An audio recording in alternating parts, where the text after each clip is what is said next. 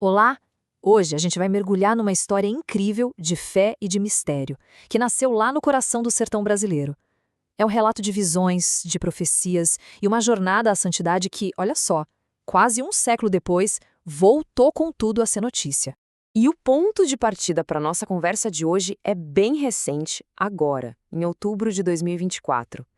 Foi justamente agora que essa história ganhou um capítulo, nossa, super decisivo.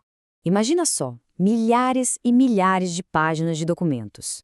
É o resultado de anos de investigação, sabe? Tudo isso foi enviado lá de Pernambuco direto para o Vaticano. E o objetivo disso tudo? A beatificação da irmã Adélia. Só que, para a gente entender o peso disso hoje, a gente precisa voltar no tempo, quase 90 anos, lá para o comecinho de tudo. Então fica a pergunta que vai guiar a gente aqui. Como é que um dos eventos místicos mais impressionantes do Brasil foi acontecer justo num dos lugares mais esquecidos, mais improváveis do país? É isso que a gente vai tentar entender. Ok, então vamos lá. Nossa viagem no tempo nos leva para o sertão de Pernambuco, ano de 1936. E olha, esse lugar e essa época são a chave para entender tudo o que aconteceu. O cenário aqui é fundamental. Simbres, sabe? Não era só um lugar pobre, era um lugar de vulnerabilidade total, absoluta. A vida ali era uma luta diária para sobreviver.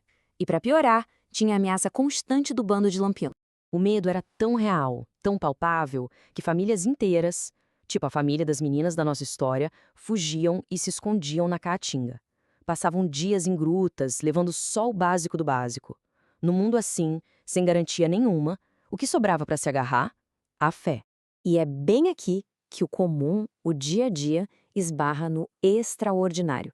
Pensa bem, duas meninas fazendo uma tarefa super simples, colhendo mamona. O sonho delas? Vender as sementes para comprar tecido e fazer um vestido para a festa.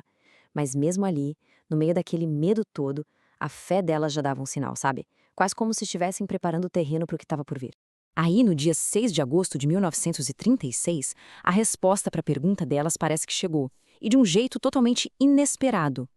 A subida delas pelo morro, gente, uma subida íngreme, cheia de espinhos, foi sem esforço nenhum, sem um arranhão. E isso ficou registrado como o primeiro sinal físico, o primeiro milagre de fato. Bom, a partir desse ponto a história muda de figura. Vira quase uma investigação, uma busca para entender o que era verdade por trás daquela visão. Lembra do pai delas, que era bem cético? Pois é, ele pediu uma prova, e a resposta veio. A visão se identificou como a graça e deu uma mensagem central, um aviso e um chamado para que as pessoas rezassem e fizessem penitência. E essa mensagem, ela vai se repetir várias vezes. Claro, a Igreja Católica, como sempre faz nesses casos, foi super cautelosa. Mandou para lá um investigador, um padre alemão chamado Joseph Kerley. E olha, ele não era qualquer um homem super racional, culto, que falava 5 idiomas. A missão dele não era confirmar a história, mas sim o contrário, descartar qualquer chance de ser fraude ou, sei lá, uma alucinação. E aí vem a parte que é o ponto de virada. O padre Kerley teve uma ideia genial, um teste. Ele começou a fazer perguntas de teologia bem complexas, só que em alemão e em latim. As meninas, que mal sabiam ler em português, não entendiam nada, claro. Elas ouviam a pergunta, olhavam para a visão e respondiam para o padre, em português perfeito. E não eram respostas quaisquer, eram respostas teologicamente profundas, precisas. Foi ali que o padre cético se convenceu de que aquilo era sobrenatural.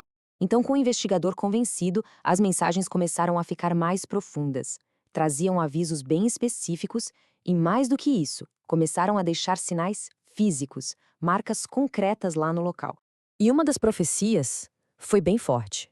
Segundo o que a Maria da Luz contou para o padre Kerley, um menino jogou uma pedra na visão e a mão da aparição pareceu sangrar.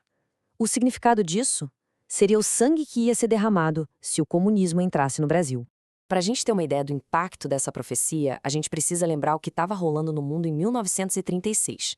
A Guerra Civil Espanhola estava todo vapor, e lá a perseguição contra a igreja era violentíssima. Quando perguntaram para a visão se o Brasil ia sofrer igual à Espanha, a resposta foi uma palavra só: quase. Isso dava a entender que o Brasil podia passar por algo parecido, mas que ainda dava para evitar. O povo, claro, queria provas concretas, queria ver para crer. Então, pressionadas, as meninas pediram um sinal. E a resposta veio com esses fenômenos bem físicos, que acabaram virando o coração do santuário. E olha, eles estão lá até hoje, como um testemunho de tudo o que aconteceu. Agora vamos avançar um pouco no tempo para ver como essa história toda, que começou com medo e profecia, se transformou num legado de fé e de serviço. Essa linha do tempo aqui resume uma jornada. Nossa, que jornada!